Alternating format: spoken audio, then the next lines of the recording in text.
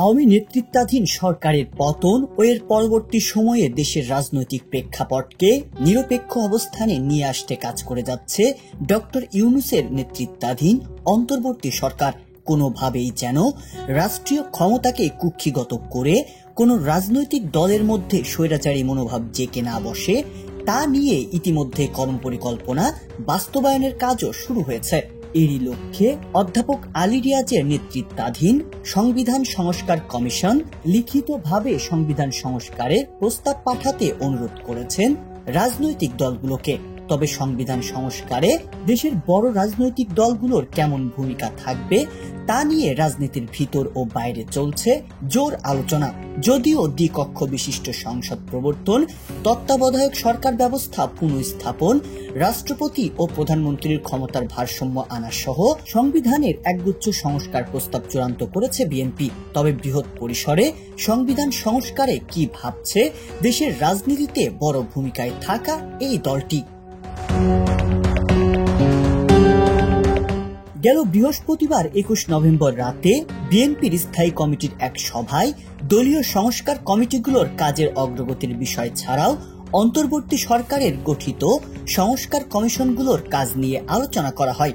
বিএনপির একটি দায়িত্বশীল সূত্র বলছে, রাষ্ট্র কাঠামো মেরামতের লক্ষ্যে দলটি তাদের 31 দফা সংস্কার প্রস্তাবের আলোকে সংবিধান সহ রাষ্ট্রের গুরুত্বপূর্ণ প্রাতিষ্ঠানিক সংস্কারের প্রস্তাবগুলো চূড়ান্ত করেছে।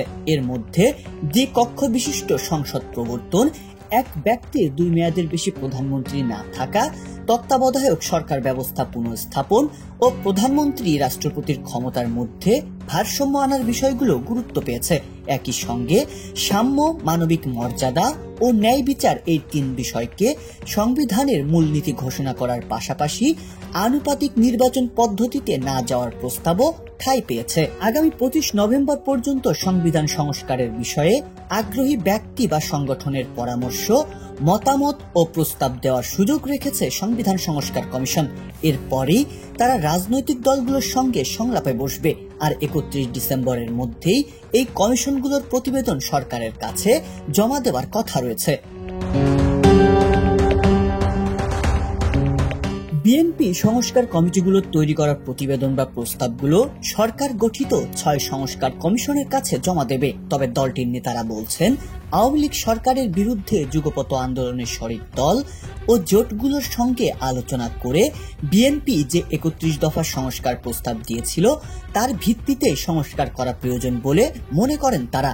সেজন্য দলটি 31 দফা প্রস্তাবের পক্ষে জনমত তৈরির লক্ষ্যে সারা দেশে কর্মসূচিও পালন করছে। তবে সকল সংস্কার শেষ করে নির্বাচন হবে নাকি নির্বাচনের প্রয়োজন পর্যন্তই সংস্কার সীমাবদ্ধ থাকবে, সে প্রশ্ন নিয়ে চলছে আলোচনা। সরকারি সূত্র বলছে, সংস্কার নিয়ে রাজনৈতিক দলগুলোর মতবিরোধ থাকলেও সংস্কার কমিশনগুলোর প্রতিবেদন পাওয়ার পর অন্তর্বর্তী সরকারের প্রধান উপদেষ্টা ডক্টর মোহাম্মদ ইউনূস রাজনৈতিক দলগুলোর সঙ্গে সংলাপ করতে পারেন।